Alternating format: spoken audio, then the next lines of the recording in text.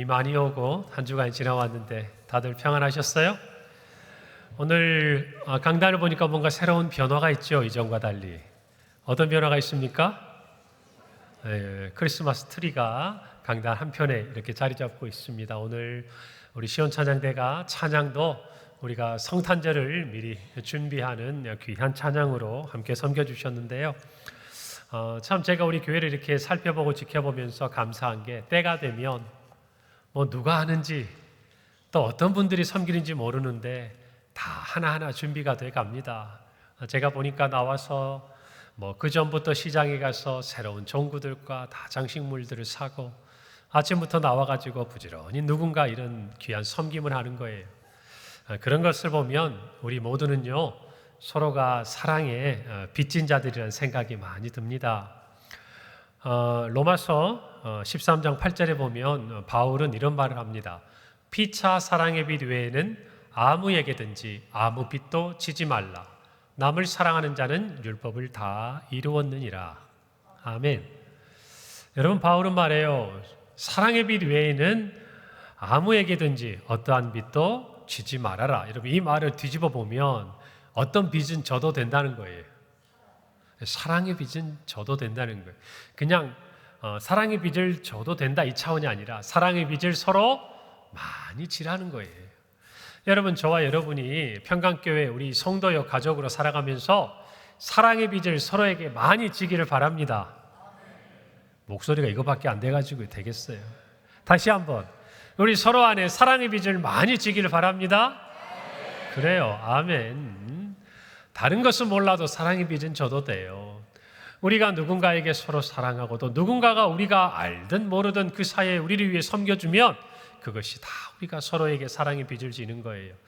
어쩌면 교회란 서로에게 사랑의 빚을 지는 공동체라고 생각할 수도 있는 것입니다. 여러분, 살아오면서 나는 누구에게도 신세도 지지 않고 또 누구에게 어떤 폐도 끼치지 않고 또 누구에게 사랑의 빚도 지지 않을 거야.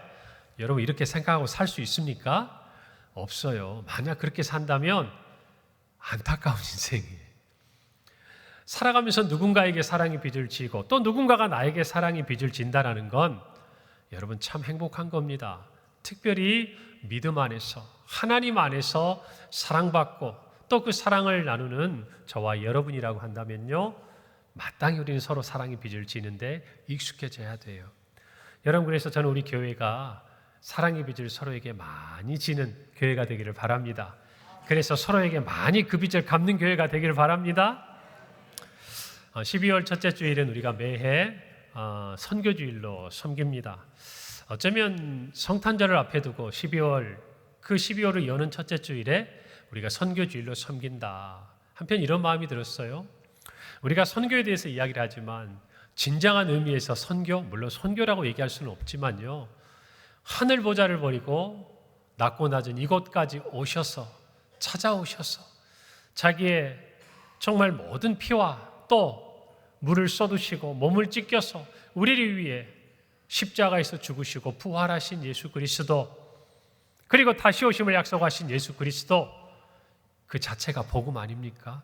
그렇게 생각해 보면 이 성탄절을 여는 12월에 우리가 이 선교주일로 섬기는 것이 참 의미가 있다라는 생각이 듭니다. 여러분, 1970년대에서 80년대 한국교회를 일컬어서 양적 부흥의 시대라고 말합니다. 여러분, 이 시대가 사실은 정말 우리나라를 보면 인구적으로도 또 경제적으로도 많이 정말 성장을 하는 시기였죠. 그 시대와 맞물려서 한국교회도 양적으로 많은 성장을 했습니다. 작은 천막을 치고 모였던 그런 교회들이 오늘날 우리가 대형교회라고 이야기할 수 있는 큰 교회들로 성장하는 이 과정 속에 이 1970년대, 80년대는요, 많은 일들이 있었어요. 여러분, 제가 70년대 딱 여는 그때에 태어났거든요. 그때에 태어나 제가 이 시대에 살았기 때문에 여러분, 그때를 보면요, 정말 교회마다 학교마다 정말 사람이 많았어요. 여러분, 학교에도 보면 지금이야 우리가 인구절벽을 이야기하면서 정말 우리의 자녀들이 태어나지 않고 우리 후대를 걱정하는 시대가 되었지만 그때는 어떻습니까? 적게 낳자고, 이제 그만 낳자고 나라에서 캠페인을 할 정도였어요. 생각나시죠? 제가 다닐 때 보면 웬만한 큰 도시에 있는 초등학교, 국민학교죠. 그 교회들은요, 반이 막 16개, 17개. 그것도 부족해가지고 오전반, 오후반. 뭐 여기 초등학교 선생님들도 학교 다닌 분들, 부모님들 계시니까 다 아실 거예요. 정말 아들이 많았습니다. 한 반에 저만 해도 60, 7, 8명, 70명이 이렇게 넘는 아이들이 가득했으니까 그 콩나물 시루 같은 데서 아이들이 서로 함께 부대끼며 공부하고. 그런데 생각해 보면 그때가 저는 좋았던 것 같긴 해요. 제가 어릴 때니까. 그 마찬가지로 교회로 와도요, 정말 아이들이 많고 성도들이 많았어요. 그 당시에 많은 교회들이 부흥했습니다. 제가 말씀드리지만 제가 어릴 때 다녔던 교회도 또 우리 평강교회도 여러분 정말 많은 주일학생들로 바글바글했어요. 여름 성경학교가 되면 그 아이들 밥해 먹느라 솥 큰 거 들고 올라가셔가지고 그거 밥 해서 먹이고 반찬해서 먹이고 간식 사서 하고, 여러분 다 그러셨잖아요. 그런 때가 바로 1970, 80년대 이때를 지나갈 때 한국교회가 부흥할 때였어요.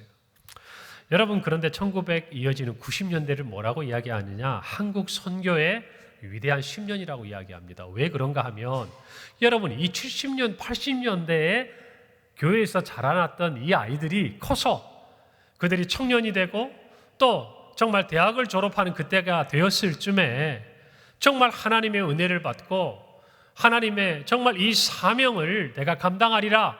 그리고 이 세상의 모든 안락한 삶들, 뭐 제가 말씀드렸잖아요. 제가 그 시대를 살았으니까 저의 대학부에 있던 여러 선배들은 대학교 다닐 때부터 하나님 앞에 선교사로 나아가기로 소원하고 정말 의사로서, 뭐 약사로서, 또 직장인으로서 안정된 모든 것들을 다 버리고 저 중동으로, 저 남아메리카로, 저 동남아시아로, 또 영국까지, 그리고 가까운 일본까지 그들이 선교사로서 나아가서 하나님의 복음을 전했던 그 수많은 사람들이 있었기에 1990년대는 한국 선교에 있어서의 위대한 10년이라고 이야기할 수 있어요. 어쩌면 그때 그 사람들이 지금도 여전히 한국 선교의 주축이 되어 있는 것이 현실이에요.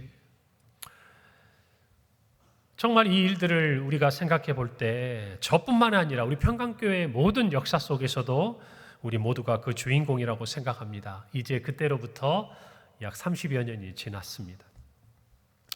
지금도 여전히 해외 선교사가 필요하고 또 교회들은 선교사를 해외로 파송합니다. 우리 교회도 4분의 합동 파송 선교사를 여전히 섬기고 또 함께 동역하고 있죠. 어느덧 그러면서도 우리는 우리 곁에 다가와 있는 또 수많은 영혼들, 땅끝들을 바라보게 됩니다. 그들을 이주민이라고 하죠. 우리나라가 경제적으로 부흥하고 이제는 잘 살게 되면서 상대적으로 우리 주변에 있는 가난한 나라들이 이제는 그들이 먹고 살 것을 찾아서 이 땅에 오는 시대가 되었다고 말입니다. 마치 우리가 예전에 아메리칸 드림을 꿈꾸면서 미국으로 가듯이 그들이 이 땅에 찾아오는 시대가 지금 우리가 살고 있는 시대예요. 우리는 식당에 가든 어디를 가든 저 시골 마을에 가든 어디를 가든 어렵지 않게 그분들을 만날 수 있습니다. 오늘날 한국 사회는 이주민 250만 명의 시대를 맞이하고 있어요.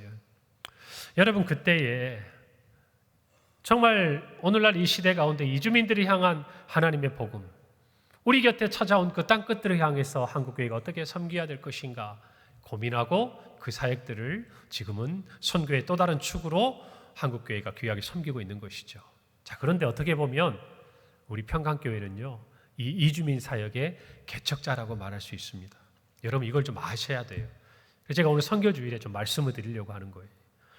여러분, 1990년대 말에 우리 한국 경제가 발전을 하면서 많은 이주민들이 우리 땅에 찾아왔습니다.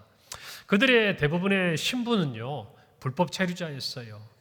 이 땅에 정말 먹고 살 것이 그 나라에는 없어서 찾아온, 그래서 정말 이 땅에 와서 그들이 임금이 체불되고 인권의 침해를 당하고 열악한 삶의 환경, 그리고 산업재해를 당해도 제대로 보상을 받을 수 없는 그런 힘들고 가난하고 소외되고 불쌍한 사람들이 이 땅에 찾아왔다, 그 말입니다. 그때 우리 평강교회가 그들을 주목하게 됐어요. 아마 지리적인 이유도 있었을 것 같아요. 우리 곁에 동두천이라든지 또 뭐 의정부나 양주에 보면 중소기업 작은 여러 회사들이 있지 않습니까? 그곳에 정말 많은 노동자, 외국인 근로자들이 와서 함께 일하게 되는 그런 주변 환경들을 바라보면서 우리 교회가 그들의 영혼에 관심을 갖게 된 것이죠. 그래서 우리 교회가 외국인 전도부를 세웠습니다. 그리고 이 사역을 돕기 위해서 많은 평신도 섬김이들이 세워졌어요. 어쩌면 이 자리에 있는 여러분들 중에 그 역사의 시작과 그 역사의 주인공들이 된 분들이 저는 많다고 생각을 합니다. 우리뿐만이 아니었어요. 교회 바깥에 우리와 같은 마음을 가진 분들과 연대가 됐습니다. 그래서 그분들이 우리의 사역을 함께 도왔어요. 여러분, 그러면서 우리 평강교회를 찾았던 외국인의 숫자가 여러분 가장 많을 때 어느 정도 됐느냐? 19개국. 몇 개국이요? 19개국에 200여 명의 외국인들이 저희 교회에서 복음을 듣고 돌봄을 받았다는 것이에요. 여러분, 오늘날에도 19개국에서 초청이 돼서 오면요, 여러분 굉장히 큰 국제적인 컨퍼런스를 할 수 있는 거예요. 여러분, 어쩌면 우리보다 더 크고 더 많은 성도들이 있는 교회가 아니라 하나님께서 우리 평강교회에게 어느 누구도 이 땅에 찾아온 땅끝 그 이주민들을 향해서 복음을 전하고 그들의 고단한 삶을 돌아봐야겠다 생각은 하지만 먼저 선뜻 손을 내밀지 못했던 그때에 우리 교회가 그 일을 감당할 수 있도록 하나님께서 우리에게 은혜를 주셨다 그 말입니다. 그리고 우리가 그 일을 지금까지 한결같이 섬겨온 곳이에요. 여러분, 제가 그때 이야기들을 잠시 들어보니까 불법 체류자들의 신분으로 이분들이 통행이 자유롭지가 않잖아요. 그러니까 우리가 찾아갔어요. 그들이 일하는 곳, 그들이 살고 있는 것, 저 먼 동두천, 의정부, 양주 그곳까지 찾아가서 매주 방문하고 함께 기도하고 그들의 어려움들을 듣고 복음을 전하고, 여러분 그 일을 기쁨으로 했다고 말입니다. 그리고 그들도 예배를 드려야 하잖아요. 그러니까 그들이 혼자 다니다가 어려움을 당할 수 있으니까 주일 아침이면 차를 가지고 가서 그들을 태우고 교회에 와서 예배를 드리고, 그리고 나서 함께 또 그들을 차에 태워서 그들의 삶의 자리까지 데려다주고. 여러분, 말이 쉽지. 1년 365일 52주를 지나가면서 그 일을 섬길 수 있다는 것, 한두 명도 아니고 그 많은 사람들을 섬기기에 얼마나 많은 수고를 했겠습니까? 그것만이 아니었어요. 그들 중에 이곳에서 일하다가 고국으로 돌아간 사람들이 있죠. 매 단기 선교를 떠납니다. 그들을 찾아가서 그들이 정말 그곳에서 신앙생활을 우리와 하듯이 잘하고 있는지 점검하고 그들에게 현지 교회와 현지 사역자들을 연결해주고. 놀랍지 않습니까? 그것만이 아니었어요.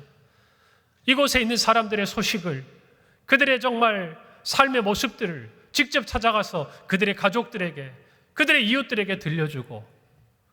여러분, 그 소식을 들을 때 어쩌면 정말 저 먼 곳에서 피부치 하나 없이 외롭게 힘든 삶을 살면서 정말 고국에 있는 자기 가족들에게 힘들어 버는 그 돈을 붙여주고 있는 그 가족들을 향해서 얼마나 안타깝고 외롭고 힘들까라고 생각하는 그 가족들이, 여러분 우리 교회 외국인 전도부가 가가지고 그들의 소식을 전해주고 사진을 보여주고, 여러분 그럴 때 그 가족들에게 얼마나 위로가 됐겠습니까? 말로 다 할 수 없을 거예요.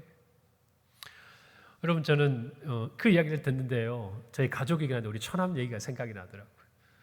재밌는 게 저희 처남이 좀 성격이 이렇게 뭐랄까요, 여러 사람들을 좀 이렇게 잘 돌보고, 조금 그렇게 말하면 좋은 거고 조금 더 넓게 말하면 오지랖이 넓다 그럽니까? 그렇게까지 안 해도 될 것 같은데, 군대에 있을 때 휴가를 나오면 집에를 바로 안 오는 거예요. 그럼 뭐 하고 오냐? 자기 바로 밑에 호위병 집에 들렸다 오는 거예요. 그럼 뭐 하러 가냐? 그랬더니 가가지고 제가 그 위에 선임병인데 지금 그 이병이 잘 있습니다. 제가 잘 돌봐줄 테니까 염려하지 마시라고. 그리고 걔가 좀 편지랑 뭐 있으면 전해주고 뭐 그렇게 오더라고요. 그래서 제가 참 너도 너다 생각하면서도 저는 한 번도 그렇게 본 적이 없거든요. 그 마음이 어디서 왔을까? 제 속으로는 참 흐뭇하게 그렇게 들었던 순간이 있었어요. 사랑하는 여러분, 자녀가 군대에 가도 그 소식을 들어도 그렇게 기쁜데 저 멀리 고국에 있는 그 사람 얘기를 들었을 때 그 가족들이 얼마나 마음이 위로가 됐겠습니까? 여러분, 그렇게 우리 교회가 섬겼어요. 시간이 지나고 한국의 여러 교회들이 그 이주민들을 주목하기 시작했습니다. 한국을 대표할 만한 큰 교회들에서 그런 사역들을 펼쳐나가고 또 그 주변의 지역에 있는 유수한 교회들도 그와 같은 사역들에 눈을 뜨기 시작했어요. 여러분, 어쩌면 우리는 그 일들의, 그 사역들의 문을 연 하나의 교회요, 하나님의 은혜를 받은 줄로 믿습니다. 여러분 그걸 감사하셔야 돼요. 여러분 코로나 이후에 이제 그 짐들을 함께 나누어지게 됐습니다. 그리고 우리에게 새로운 전략을 주셨죠. 선교의 전략이었어요. 정말 아직도 복음을 듣기 어렵고 그 복음이 들어가기 힘든 지역, 미전도 종족을 향한 우리의 마음을 주시고 우리가 오늘도 기도했지만 새벽에 그리고 우리가 수요일마다 금요일마다 20개 국가를 위해서 우리가 그것을 정하고 기도할 뿐만 아니라 여러분 매월 선교 기도회를 하고 여러분이 모이는 자리에서 그들을 위해서 섬기고 기도하고 또 때를 따라 그 선교사들을 돕는 손길들이 우리 교회 안에 있어요. 여러분이 얼마나 아시는지 모르겠어요. 알았으면 좋겠어요. 그리고 나서 정말 우리에게 주신 또 하나의 사역들이 저는 우리가 미전도 종족 한 가정을 입양해서 그들을 섬기는 사역이라고 생각합니다. 여러분 제가 제 또래나 또는 선후배의 많은 이 시대를 섬기는 사역자들과 교류를 하지 않겠어요? 서울뿐만 아니라 수도권 또는 더 나아가서 지방에 있는 많은 교회들, 크고 작은 교회들과 제가 목사님들과 교제를 하는데 우리 교회처럼 개교회가 여러분 그 지역에 있는 현지 선교사 정말 동역하는 그 동역자들 또 그 현지 지도자들 그리고 가정교회 리더들을 직접적으로 연결을 해서 우리가 후원을 해서 지금 우리처럼 우리가 매달 3만 원씩 4년 동안 약정을 하는 거예요. 그렇게 해서 섬기는 이 일들을 하는 교회가 제가 말씀드릴 게 없어요. 없습니다. 자랑하는 게 아니라 어쩌면 우리에게 이주민 그 사역에 대해서 문을 열도록 우리에게 그 마음을 주신 하나님께서 새롭게 그 미전도 종족들의 가정을 우리가 입양해서 섬길 수 있는 또 그 문을 열게 하셨다고 저는 믿어요. 할렐루야. 여러분 이 일이 우리에게 얼마나 의미 있는 일인지 그리고 앞으로 이 일이 얼마나 하나님께서 한국교회 모두를 사용하셔서 이루어갈 일인지 우리가 그 첫 걸음을 내딛는 거라고 생각하셔도 돼요. 감사한 거예요.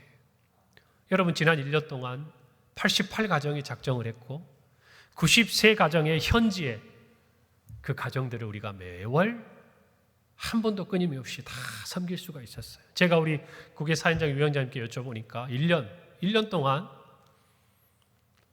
어려움에 있는 몇 가정, 제 손가락에 꼽을 수 있는 몇 가정 제외하고 모든 분들이 정확하게 섬겨주셔서 지금까지 그곳에 있는 93가정들을 섬길 수 있는 거예요. 여러분 물질로도 우리가 얼마 안 되는 액수지만 섬기는 거지만요 그들에게는 도움이 되는 거죠. 그리고 더 나아가서 그 물질과는 비교할 수 없는 그들의 마음, 정말 외롭게 아무도 그 복음을 나눌 수 없는, 쉽게 나눌 수 없는 그 척박한 땅, 잘못하면 정말 잡혀가서 어떤 어려움을 당할지도 모르는 그곳에서 그 복음을 마음에 간직하고 믿음을 지키고 있는 그들에게 얼굴도 못 보았지만 우리와 같은 믿음을 가지고 우리를 위해서 기도하고 돕는 손길이 있다는 거예요. 여러분 얼마나 위로가 되겠습니까? 여러분 그걸 생각하시고 저는 어쩌면 우리 평강교회가 이를 섬기는 것 하나님이 기뻐하신다고 확신하고 여러분 오늘 예배가 마치고 나면 여러분 주보 안에 작정서가 있지 않습니까? 광고 드렸지만 1년 동안 섬기신 분들은 제가 장담하건대 대부분 올해도 하실 거라고 생각해요. 왜? 그 은혜가 있기 때문에. 그리고 미처 이 일들에 대해서 알지 못한 분들도 오늘 설교를 듣고 여러분 제가 말씀드렸잖아요. 다른 교회에서 다른 선교단체에서 하고 싶어도 이런 일 못합니다. 여러분 이거 연결하는 건 보통 일 아니에요. 협력 우리 선교사들이 다 그들의 동역하는 사람들 우리에게 추천해주고 우리가 다 정리해서 하는 거 쉬운 일 아니에요. 그럼에도 왜 합니까? 하나님이 기뻐하시는 일인 줄 믿고 하는 거예요. 할렐루야. 이 일에 우리 모든 성도들이 더욱 동참함으로 우리 교회가 다른 거는 몰라도 이 일에 마음을 쓰고 주를 기쁘시게 하는 교회가 되기를 바랍니다. 조금 전에 살펴본 대로 바울은요 우리에게 사랑의 빛 외에는 아무 빛도 지지 말라고 했는데 정작 자기는 또한 빚진 자라고 말합니다. 오늘 14절 말씀이에요. 그는 이렇게 말합니다. 헬라인이나 야만인이나 지혜 있는 자나 어리석은 자에게 다 내가 빚진 자다. 바울은 로마 교회 성도들에게 이렇게 말합니다.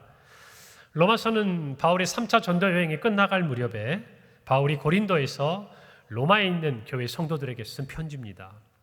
여러분 보통 바울은요, 그가 복음을 전하고 그곳에 교회를 세우고 또 다른 곳에 떠나서 자기가 복음을 전해서 세운 그 교회가 든든히 세워져 가도록 편지를 써서 그들을 권면했습니다. 그런데 이 로마서는 아직 바울이 가보지 않았어요.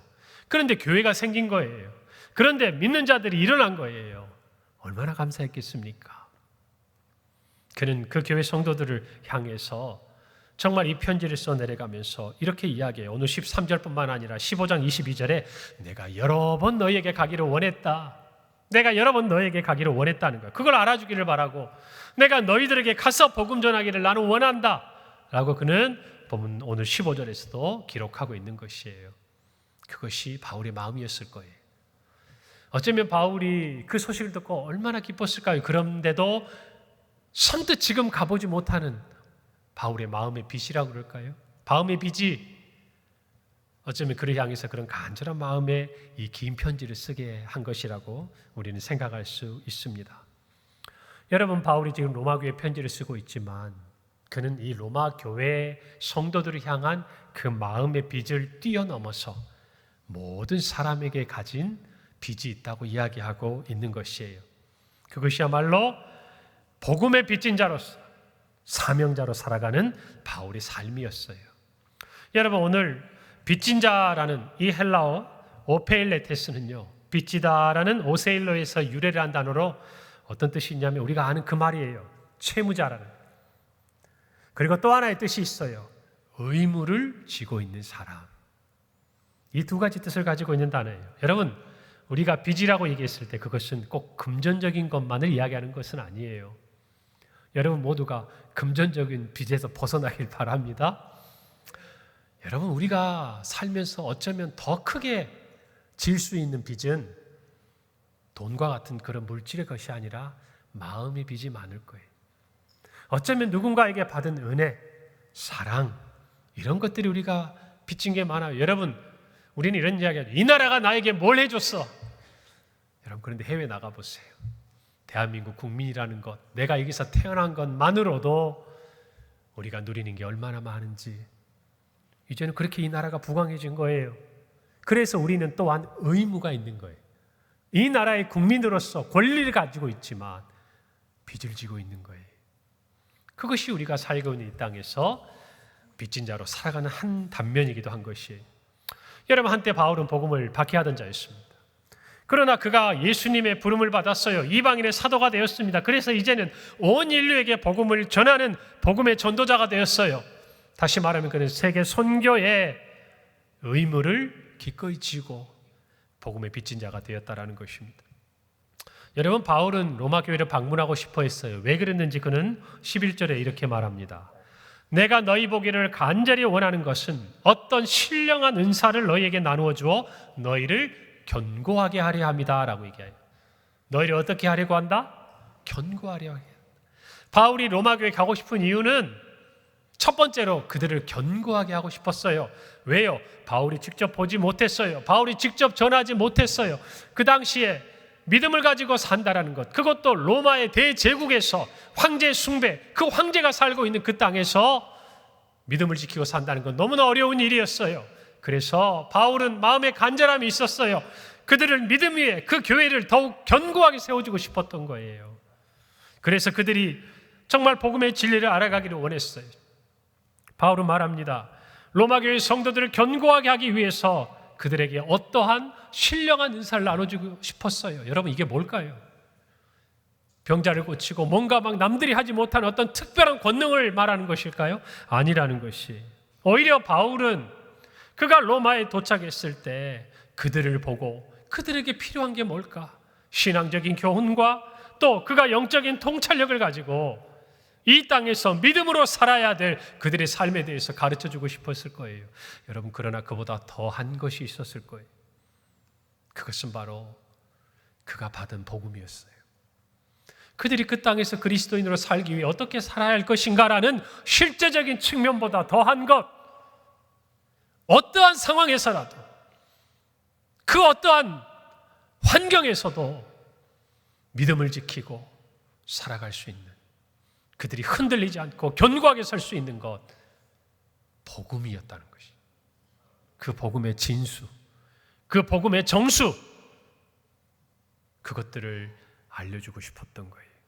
그 복음 위에 서야만 견고할 수 있기 때문이에요. 그 복음 위에 서야만 교회가 더욱 강해지기 때문이에요.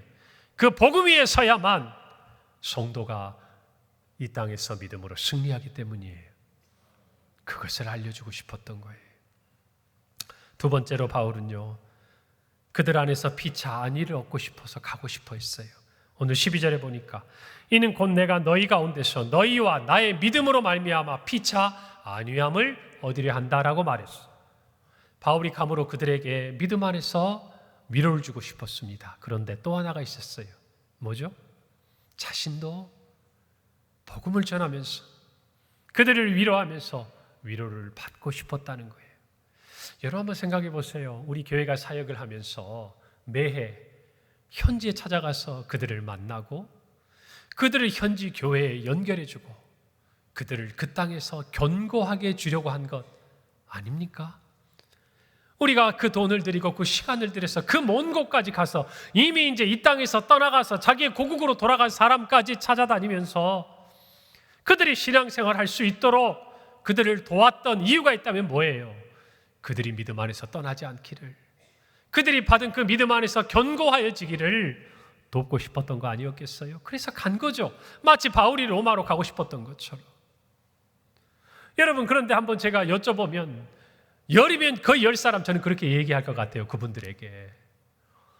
여러분 가서 여러분이 그들을 위로할 때 그들이 얼마나 큰 위로를 받았을까? 참 애쓰셨습니다. 제가 이렇게 말씀을 드린다고 한다면 제가 생각하건대 아마 열의 열은 이렇게 대답할 겁니다. 아니에요, 목사님. 저희가 위로를 하러 갔지만 저희가 위로를 받았습니다. 저는 이렇게 대답하실 거라고 믿습니다. 그때 섬겼던 모든 분들 동일한 마음이었을 거예요. 여러분, 믿음 안에서 우리는 서로를 섬길수록 또한 우리가 위로를 받는 법이에요. 아멘입니까? 하나님의 나라의 사역은 이와 같은 일들이 우리 안에 펼쳐져요. 그래서 그들을 위로하러 갔다가 그들로부터 더 큰 위로를 받고 더 나아가서 정말 그들만이 아닌 또 다른 사람들, 땅끝에 있는 사람들을 위로하기 위해서 하나님의 부름을 받고 자신의 모든 것을 내려놓고 선교사로 나아간 사람들이 우리 교회 안에 일어난 것 아니냐 그 말이에요. 제가 온 다음에 한국에서는 평안하게 전문직을 가지고 살 수 있는 분들임에도 선교사로 나가 있는 분들을 실제 만나서 교제한 일이 있어요. 사랑하는 성도 여러분, 그들도 그 자리에 섬겼던 분들이었어요. 오늘 우리 교회에 베풀어 주신 그 은혜들을 우리가 기억하기를 바랍니다. 이주민을 향한 사역의 문을 여셨어요. 우리를 통해서. 이제는 미전도 종족을 향한 그 문을 관심은 있고 누군가가 그래야 한다고, 우리가 섬겨야 한다고 생각할 그때에 우리는 기도하고 특별히 현지에 있는 그들을 섬기는 그 걸음을 떼게 하신 하나님을 찬양합니다. 찬양합니다. 저와 여러분이 그런 마음으로 서로가 세우고 위로받는 하나님 나라의 비밀을 깨닫기를 바랍니다. 바울은 15절에서 이렇게 말합니다. 그러므로 나는 할 수 있는 대로 로마에 있는 너희에게도 복음 전하기를 원하노라. 이미 그들은 복음을 듣고 있었지만 바울은 그들에게 또한 복음을 전하고 싶었어요. 내가 깨달은 것, 이전에 내가 알았지만 내가 복음을 전하고 땅끝에 다니면서 또다시 새롭게 깨달은 그 복음의 비밀들을 알려주고 싶었어요. 그래서 가고 싶었던 거예요. 그래서 그는 이렇게 말합니다. 나는 할 수 있는 대로, 할렐루야, 마지못해서가 아니라, 해야 해서가 아니라 나는 할 수 있는 대로 복음을 전하는 이 일에 하나님 앞에 결단하고 나아가는 우리 성도들이요, 우리 평강교회가 되기를 바라는 것입니다. 이것이 하나님의 뜻이에요. 순종하시기를 바랍니다. 할 수 있는 대로 주를 위해 섬겨야 돼요. 주님이 능력을 주시는 것이에요. 우리보다 더 큰 교회도 많고 더 능력 있는 교회도 많고 더 성도들이 많은 교회도 많은데 이 땅에 있는 그 수많은 19개국 200여 명의 사람은 우리 교회에 맡겨주셨어요. 그 숫자가 다겠습니까? 그들을 통해서 또 다른 사람들이 하나님을 알게 된 사람까지 포함하면 얼마나 많은 이들이겠어요. 여러분, 그런 믿음의 유산이 우리 앞에서 새롭게 문을 열고 더욱 풍성해지기를 바라는 것이, 기억의 저편으로 사라지는 것이 아니라, 과거의 이야기로 끝나는 것이 아니라 그 이야기가 더욱 새로워지기를 바라는 것입니다. 여러분, 복음의 빚진 자는 하나님께 빚진 자입니다. 우리 모두는 세상으로부터 부름받은 하나님의 백성이에요. 다시 말하면 하나님이 불러주시지 않았다면 우리는 하나님의 백성이요 자녀가 될 수 없다는 것입니다. 그럼 우리는 어떤 사람이 됩니까? 죄와 사망 아래서 멸망에 이를 수밖에 없는 가장 불쌍한 자들이라는 것이. 그런데 하나님이 우리를 두지 않으시고 예수 그리스도를 통해 우리를 하나님의 자녀 삼아 주셨어요. 우리가 하나님께 빚진 자가 되었다, 그 말입니다. 그래서 바울은 말합니다. 로마서 8장 12절이에요. 그러므로 형제들아, 우리가 빚진 자로 돼 육신에게 져서 육신대로 살 것이 아니다. 우리가 빚을 졌어요. 누구에게 빚을 졌단 말입니까? 하나님께 빚졌다는 얘기예요. 우리를 택하신 성부 하나님, 우리를 위해 피 흘려 죽으신 성자 하나님, 그리고 오늘도 우리를 그 은혜 가운데 이 구원의 그 약속을 붙들고 살아가도록 이끄시는 성령 하나님께서 우리를 살리셨기에 우리는 그 빚진 자로서 육신을 따라 육신에게 져서 살 것이 아니라 육신의 소욕을 죽이고 성령을 따라 행하는 성령의 사람이 되어야 하는 줄로 믿습니다. 이것이 하나님께 빚진 자들의 삶이에요. 분명히 알아야 돼요.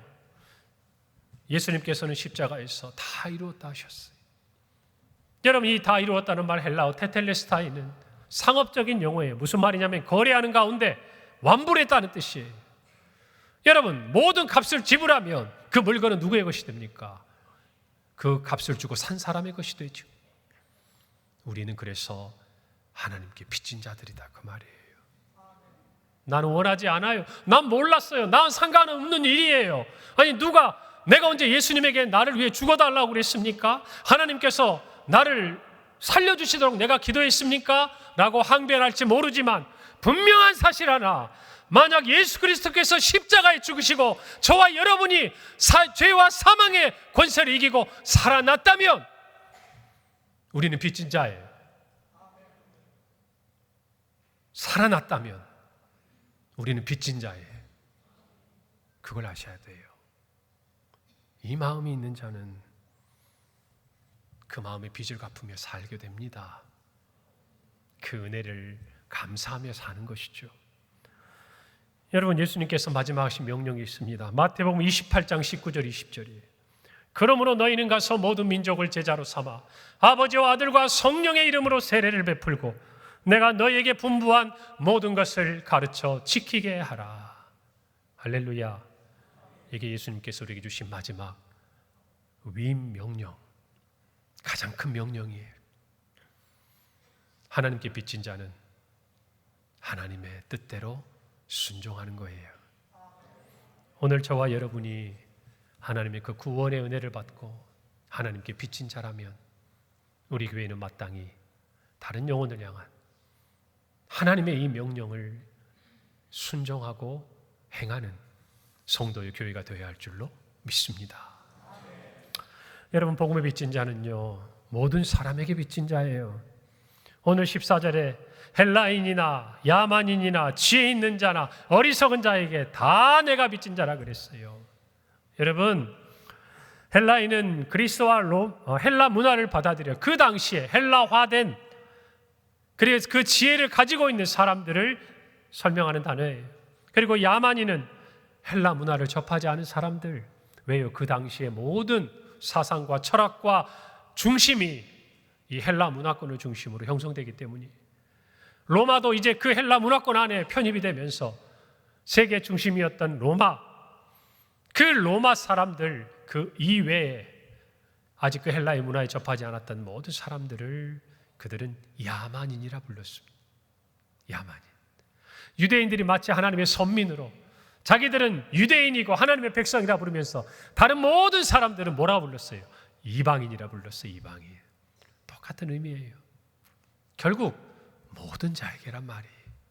바울은 내가 로마 교회 너희들에게만이 아니라는 거예요. 내가 모든 사람들에게 지금까지도 그랬고 앞으로도 빚진 자라고 이야기를 하고 있는 것입니다. 그 빚진 자의 마음으로 바울은 산을 넘고 강을 지나고 바다를 건너서 복음을 전했습니다. 유대인이든 헬라인이든 자유인이든 죄수든 상전이든 종이든 남자든 여자이든 어른이든 아이든지 상관하지 않고 전했어요. 모두에게 빚진 자였어요. 오늘 저와 여러분이 하나님께 빚진 자라면 우리는 모두에게 빚진 자인 줄 믿으시기 바랍니다.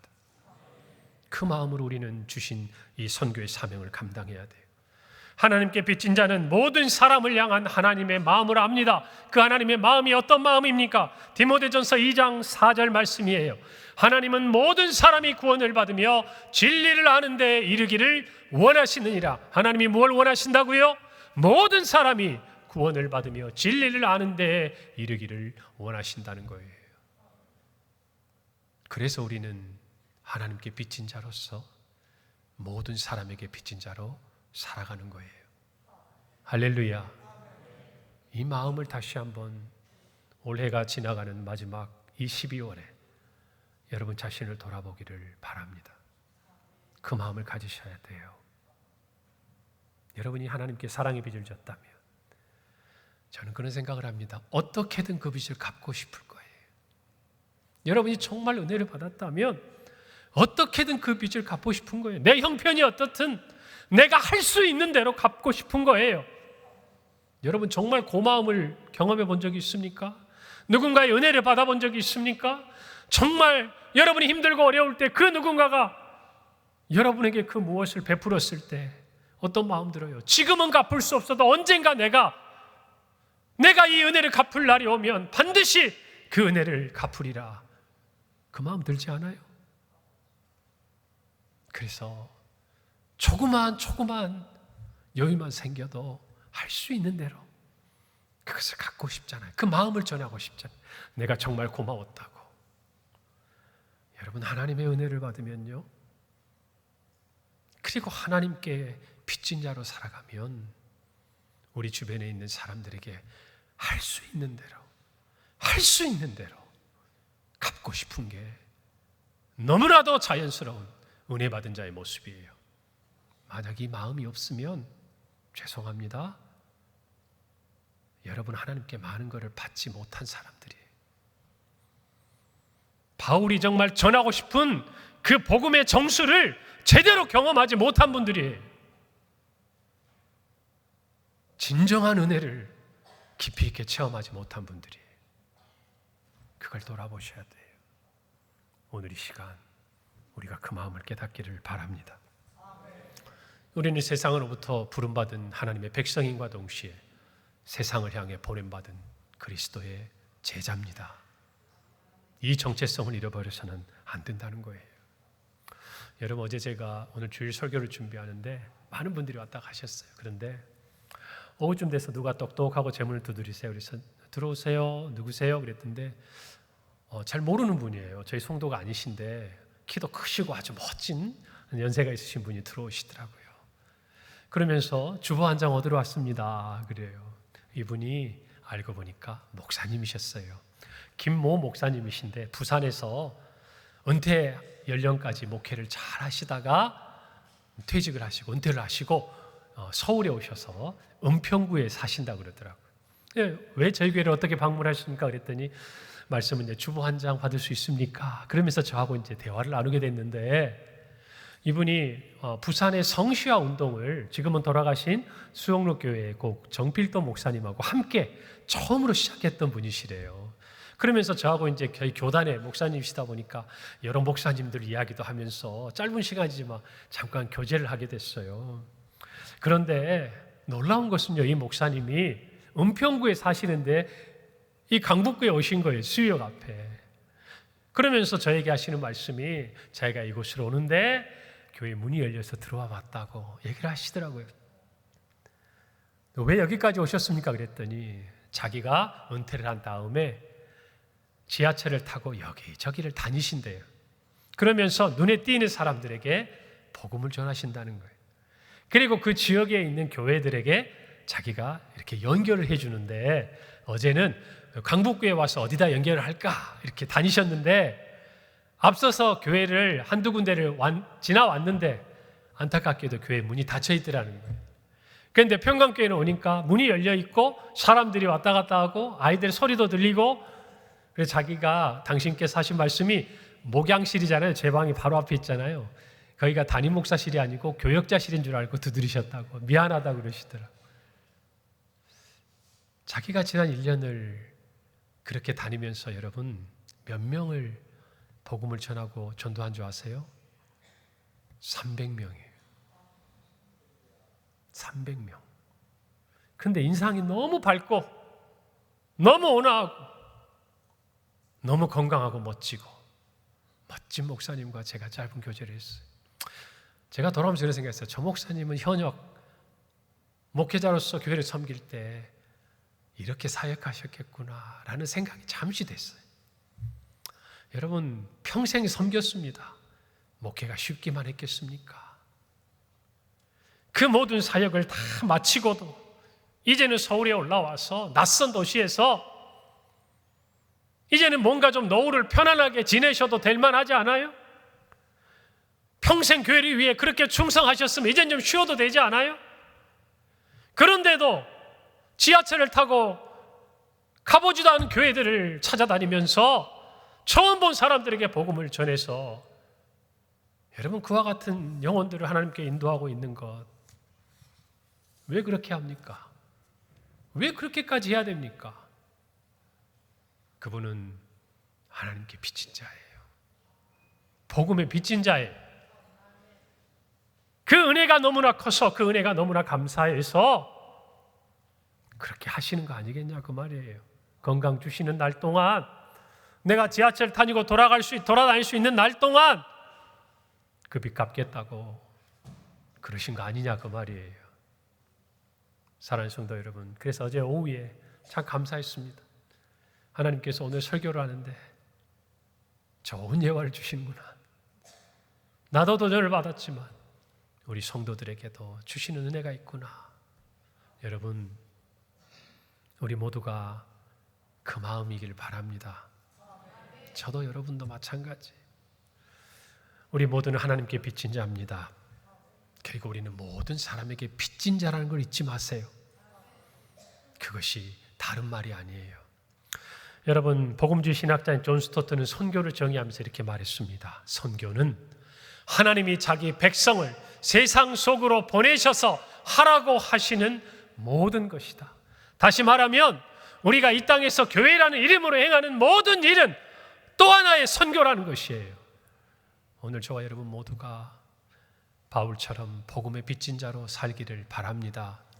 이 마음이 조금 희미해졌다면 다시 회복하기를 바랍니다.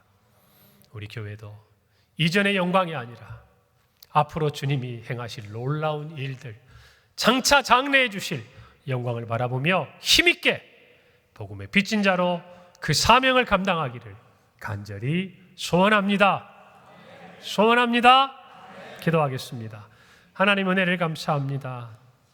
복음의 빚진 자로 살았던 바울, 그가 하나님 앞에 그리고 모든 사람에게 빚진 자로 살았듯이 우리 또한 이 세상 가운데서 하나님 앞에 빚진 자로 우리의 가정과 우리의 일터와 우리의 이웃과 또 우리의 지역사회와 나라와 열방을 향해 과거에도 그러했듯이 앞으로도 그렇게 섬기고 살아가는 우리 성도요 평강교회 되게 하여 주옵소서. 예수님의 이름으로 기도합니다.